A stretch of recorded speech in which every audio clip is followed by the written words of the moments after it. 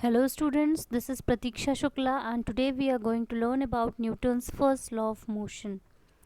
तो नाम से ही पता चल रहा है दैट मोशन के बारे में ये एक लॉ है जो कि न्यूटन ने दिया होगा, लेकिन हम इससे पहले की बात करते हैं, बिफोर न्यूटन। जब मोशन के बारे में पढ़ना या लिखना स्टार्ट हुआ था तब क्या हुआ था, तो न्यूटन से पहले एक साइंटिस्ट थे हमारे गैलीलियो, और गैलीलियो से भी थोड़ा सा पहले जाएंगे तो अरिस्टोटल। तो अरिस्टोटल वो साइंटिस्ट थे जिन्होंने सबसे पहले मोशन के बारे में एक लॉ दिया था। अरिस्टोटल ने बेसिकली एक एक्सपेरिमेंट किया था। अरिस्टोटल ने क्या किया, एक बॉक्स लिया, उस बॉक्स को टाई किया एक रोप से और उसको पुल करना शुरू किया, खींचना शुरू किया। फिर क्या किया उन्होंने, after some time he stopped pulling it. Then he told that कि when I was applying the force the box is moving, as soon as I stopped applying the force on it the box has been stop. जब तक मैं इस पर force लगा रहा था, इसको पुल कर रहा था, तो मेरा बॉक्स मूव कर रहा था, और जैसे ही मैंने इसको पुल करना बंद कर दिया, फोर्स लगाना बंद किया, मेरे बॉक्स ने मूव करना बंद कर दिया। तो उन्होंने बेसिकली क्या बताया कि उन्होंने बताया कि मुझे इस बॉक्स को मूव कराने के लिए फोर्स लगा, प्लस बॉक्स को मोशन में रखने के लिए भी फोर्स लगा। तो उन्होंने एक रूल बताया that a force is needed not only to start the motion but to keep an object moving even with the uniform velocity. क्या बताया कि ऑब्जेक्ट को मोशन में लाने के लिए तो फोर्स की ज़रूरत होती ही है, बट उसको मोशन में रखने के लिए भी फोर्स की ज़रूरत होती है। ठीक है, तो लॉ तो ठीक लग रहा है, बट इसके बाद साइंटिस्ट आते हैं हमारे गैलीलियो। गैलीलियो ने कहा नो दिस इज़ रॉन्ग। तो यहाँ पे अरिस्टोटल गलत कैसे हो गए थे, क्या कमी रह गई अरिस्टोटल के लॉ में। बेसिकली अरिस्टोटल हमारे फ्रिक्शन को भूल गए थे। तो फ्रिक्शन को भूल गए मतलब एक्चुअली हमने फोर्स लगाना बंद कर दिया, उसके कारण हमारा ऑब्जेक्ट नहीं रुका। हमारा ऑब्जेक्ट एक और कारण से भी रुका है, फ्रिक्शन। फ्रिक्शन अपोजिंग फोर्स होता है, हम पढ़ चुके हैं। फ्रिक्शन के कारण से भी रुका है ना, कि the frictional force which always opposes the motion. Alright, तो फिर गैलीलियो आए। तो गैलीलियो ने क्या बताया, गैलीलियो ने बताया कि if a body is at rest it remains at rest unless a force is applied on it, and if a body is moving it will continue to move with the same speed in the same direction unless a force is applied on it। क्या मतलब है, उन्होंने क्या बताया, उन्होंने ये बताया कि बॉडी रेस्ट पर है तो वो रेस्ट पर ही रहेगी जब तक फोर्स नहीं लगाएंगे। बिल्कुल सही है। और अगर एक बॉडी मूव कर रही है तो वो मूव करती रहेगी सेम स्पीड से, सेम डायरेक्शन में, जब तक हम उस पर एक एक्सटर्नल फोर्स नहीं लगाएंगे। अच्छा, तो ये क्या है, ये वही है जो अरिस्टोटल भूल गए थे हमारे, वो फ्रिक्शन को भूल गए थे। फ्रिक्शन बेसिकली हमारा एक एक्सटर्नल फोर्स होता है। लाइक आप क्या करते हैं, साइकिल चलाते हैं, साइकिल चलाते हैं, ठीक है, साइकिल चलाने के लिए क्या करते हैं, फोर्स लगाते हैं। फोर्स कहाँ से लगाते हैं, पेडलिंग करके, साइकिल के पेडल पे अपने पैरों से फोर्स लगाते हैं, and the cycle starts. Then if we stop pushing the pedal then what will happen, the cycle will stop. Cycle stop हो जाएगी ना, लेकिन एक साथ स्टॉप नहीं होगी। आप फोर्स लगाना बंद कर देंगे, धीरे धीरे धीरे स्टॉप हो जाएगी। क्यों स्टॉप हो जाएगी, because there was a frictional force which opposes the motion। तो गैलीलियो ने इस बात को बताया, बट गैलीलियो ने इसको एक लॉ की तरह नहीं दिया। गैलीलियो ने बताया कि ये हर एक बॉडी का इनहेरेंट प्रॉपर्टी होता है। हर एक बॉडी जो है वो ऐसा करना चाहती है। ठीक है, तो गैलीलियो, तो इस जो भी ये पूरा लॉ था इसको हम गैलीलियोज लॉ ऑफ इनर्शिया से जानते हैं। कैसे जानते हैं, गैलीलियो लॉ ऑफ इनर्शिया। अच्छा, गैलीलियो ने फिर एक एक्सपेरिमेंट भी किया था। उन्होंने एक बॉल लिया, तो 2 प्लैंक लिए, फिर उस पर मूव करवा के दिखाया कि जब तक हमारे बॉल पर कोई एक्सटर्नल फोर्स नहीं लग रहा, हमारी बॉल रुक नहीं रही है। ठीक है, तो वहाँ से ये जो लॉ गैलीलियो ने बताया इसको गैलीलियोज लॉ ऑफ इनर्शिया बोला गया था। फिर इसके बाद जो हमारे न्यूटन आए थे, न्यूटन ने ये सारे ऑब्जर्वेशंस लिए। न्यूटन ने कुछ नया नहीं किया, बेसिकली उन्होंने गैलीलियो के ऑब्जर्वेशंस लिए। गैलीलियो ने दो अलग अलग बातें बताई थी।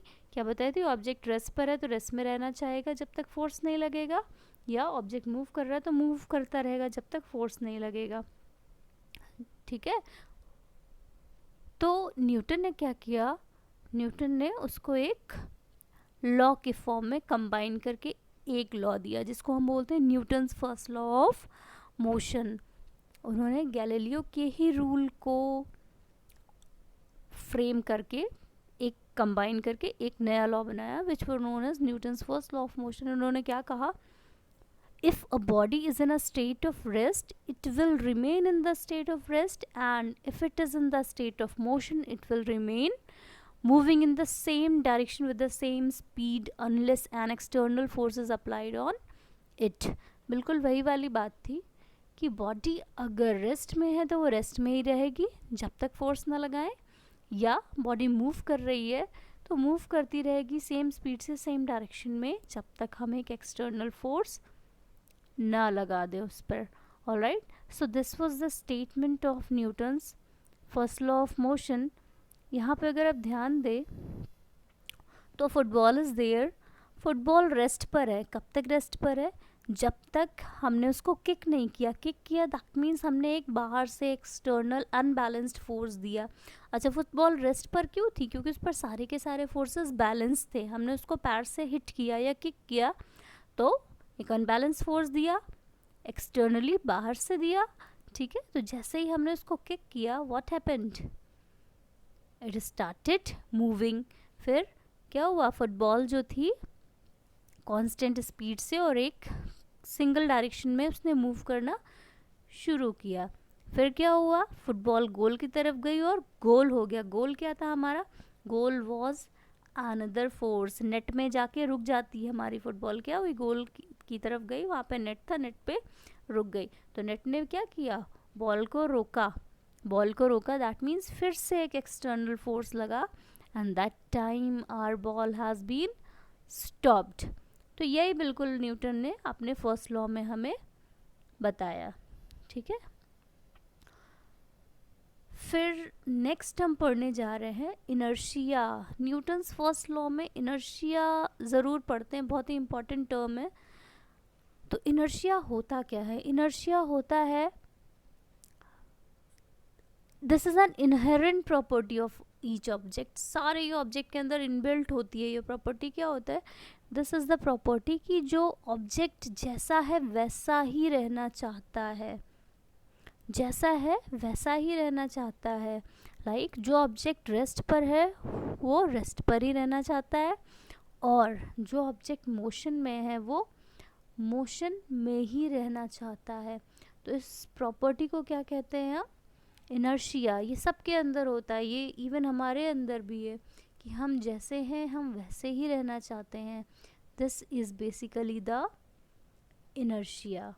अच्छा, तो रेस्ट से मोशन में कब आते हैं? जब हम फोर्स लगाते हैं। तो बेसिकली न्यूटन का फर्स्ट लॉ भी यही था, तो इसीलिए हम न्यूटन के फर्स्ट लॉ से क्या क्या पढ़ते हैं? इनर्शिया ज़रूर पढ़ते हैं यहाँ पे। फिर जो हमारी इनर्शिया होती है, बेसिकली इनर्शिया को हम किससे मेजर करते हैं? मास से मेजर करते हैं। लाइक अगर आप देखें तो एक 300 किलोग्राम्स का बॉल है और एक 30 किलोग्राम्स का, एक 300 किलोग्राम्स का बॉल और एक 30 किलोग्राम्स का बॉल है। तो अगर हमको मूव करवाना है तो हम किसे ईजिली मूव करवा लेंगे? ऑब्वियसली 30 किलोग्राम्स को। 300 किलोग्राम्स को मूव करवाने के लिए हमको क्या ज़्यादा फोर्स चाहिए होगा, ज़्यादा ताकत लगानी पड़ेगी। दैट मीन्स कि जो मास है वो इनर्शिया का मेजर है। कैसे? 30 किलोग्राम्स का मास कम था तो वो ज़्यादा रेजिस्ट नहीं कर पाया, हम उसको पुश कर रहे हैं तो उसको अपनी रेस्ट वाले पोजीशन छोड़ के मोशन में आना ही पड़ा। लेकिन 300 किलोग्राम्स वाले का मास ज़्यादा है, उसकी इनर्शिया भी ज़्यादा है। अब वो क्या बोल रहा है कि अब मैं पोजीशन चेंज नहीं करूँगा, आई हैव अ ग्रेटर मास। हम ज़्यादा फोर्स लगा रहे हैं और हो सकता है हम उसको ना भी चेंज कर पाए। तो जिसका मास ज़्यादा होता है उसकी इनर्शिया भी ज़्यादा होती है. Now we are going to learn about types of inertia. अब इनर्शिया भी दो टाइप की होती हैं. दो टाइप की क्यों होती हैं? क्योंकि हमारे पास दो तरह के स्टेट होते हैं, या तो state of rest, either state of motion. ठीक है, तो दो तरह के स्टेट होते हैं, उन पर ही बेस्ड हमारी दो तरह की इनर्शिया होती है.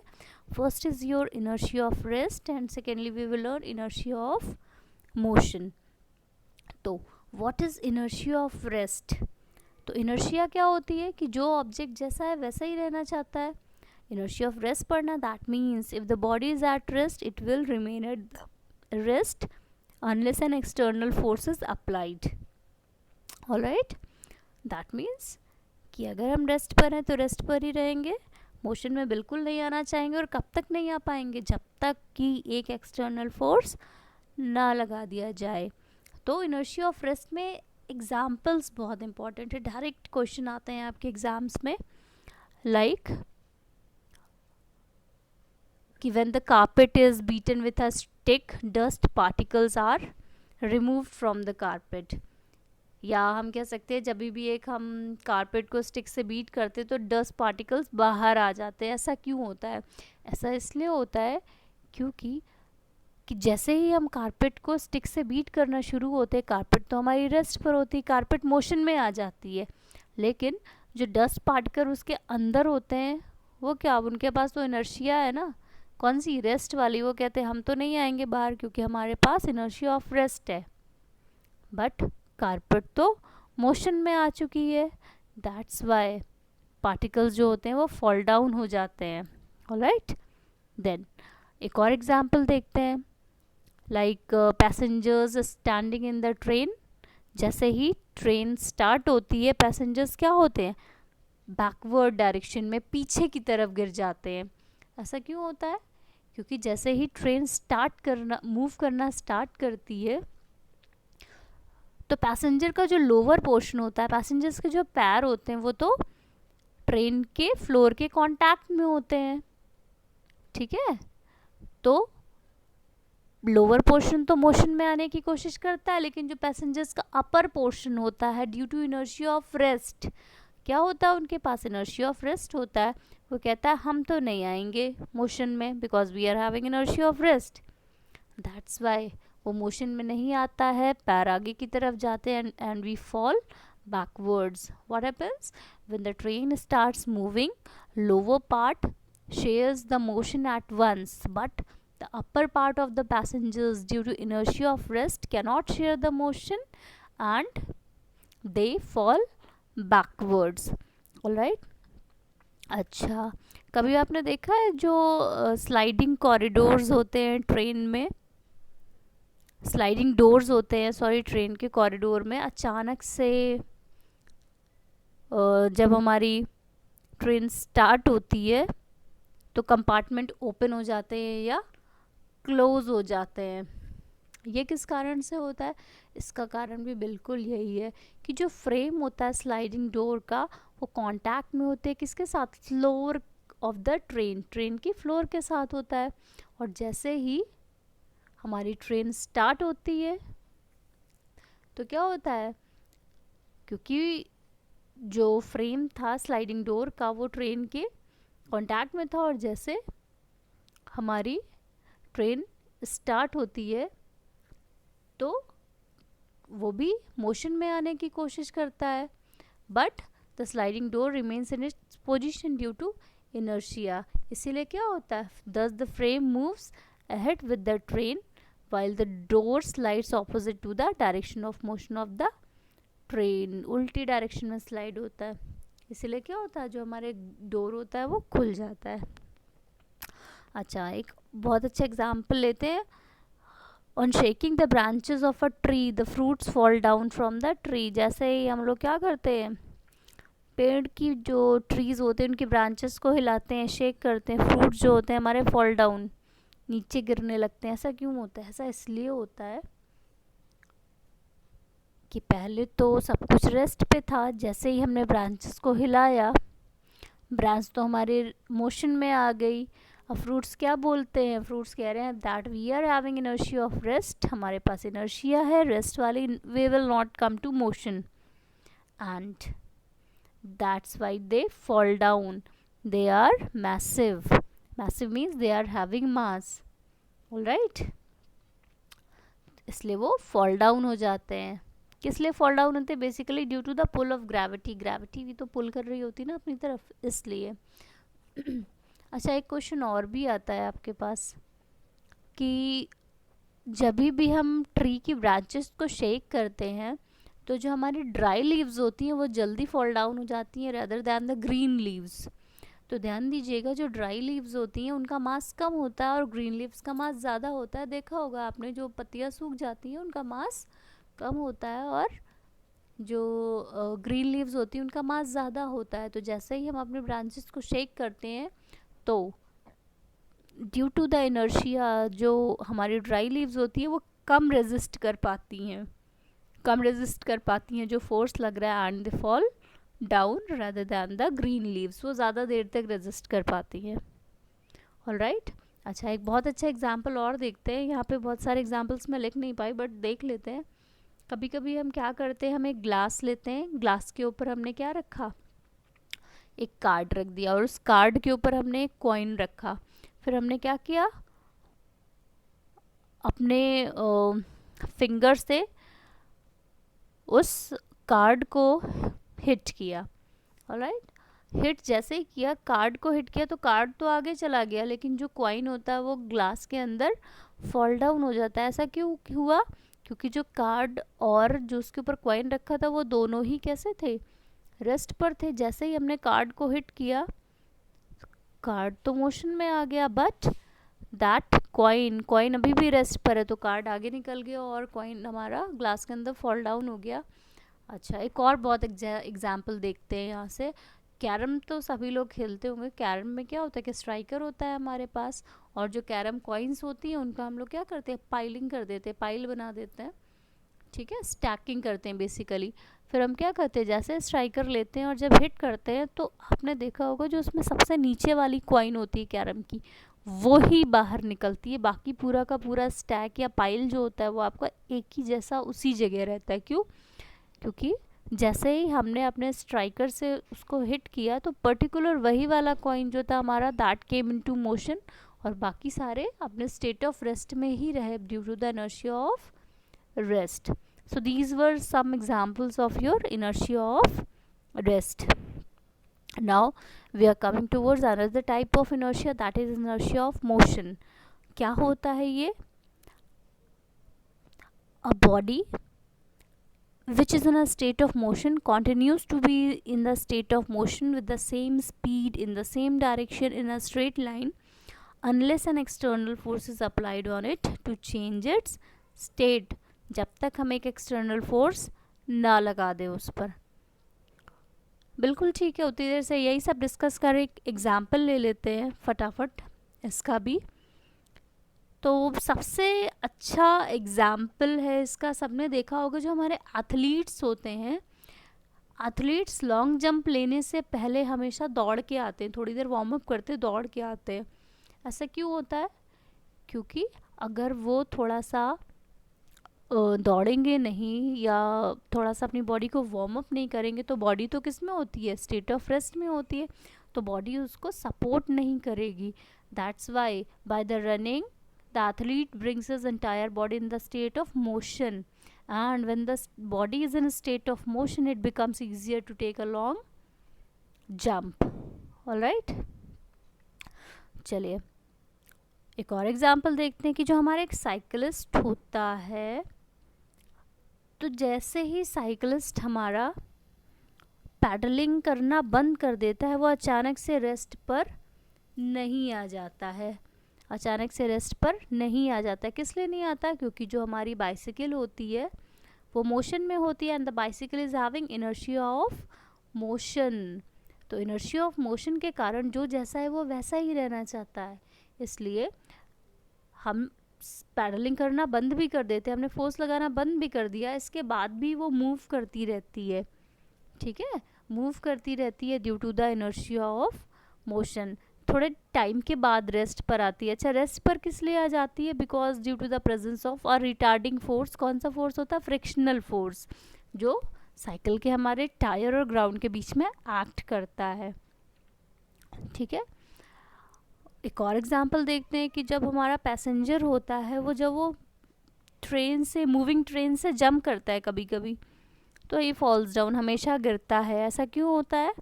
ऐसा इसलिए होता है that because our train was moving, train move कर रही थी तो उसकी पूरी बॉडी भी मूव कर रही थी। किसके साथ? ट्रेन के साथ। It was in a state of motion. पर जैसे ही वो मूविंग ट्रेन से बाहर की तरफ जंप करता है और उसके जो फीट होते हैं वो ग्राउंड को टच करते हैं, तो लोअर पार्ट तो उसका रेस्ट पर आ जाता है, लेकिन अपर पार्ट अभी भी क्या मूव कर रहा होगा ट्रेन के साथ, एक साथ नहीं आता है रेस्ट पर। क्यों नहीं आता? Due to the inertia of motion. और क्या होता है? गिर जाता है वो मोशन की डायरेक्शन में ही एंड चोट लगती है। ऑलराइट, इसीलिए कहते हैं ना, कभी मूविंग ट्रेन से उतरना हो तो धीरे धीरे उतरो और ट्रेन के साथ दौड़ो, अचानक से रुक नहीं जाना चाहिए, because we are having inertia of motion at that time. Alright, फिर एक और एग्जांपल लेते हैं कि कभी भी अगर कोई बस जो मूव कर रही है वो अचानक से अगर रुक जाती है तो पैसेंजर्स आगे की तरफ गिर जाते हैं या आगे की तरफ मूव कर जाते हैं, जो पकड़ के भी खड़े हुए हैं तो आगे की तरफ लीन करते हैं, झुक जाते हैं। ऐसा क्यों होता है? क्योंकि जो बॉडी की पैसेंजर की जो बॉडी होती है that is in the state of motion, और जब अचानक से हमारी बस जो है वो रुक जाती है तो क्या होता है? लोअर पार्ट तो कांटेक्ट में होता है बस के, तो वो तो इमीडिएटली रेस्ट पर आ जाता है, बट अपर पार्ट अभी भी स्टेट ऑफ मोशन में होता है and due to inertia it happens. Alright students, I think now the Newton's first law of motion plus inertia and the types of inertia will be clear to you. Thank you so much.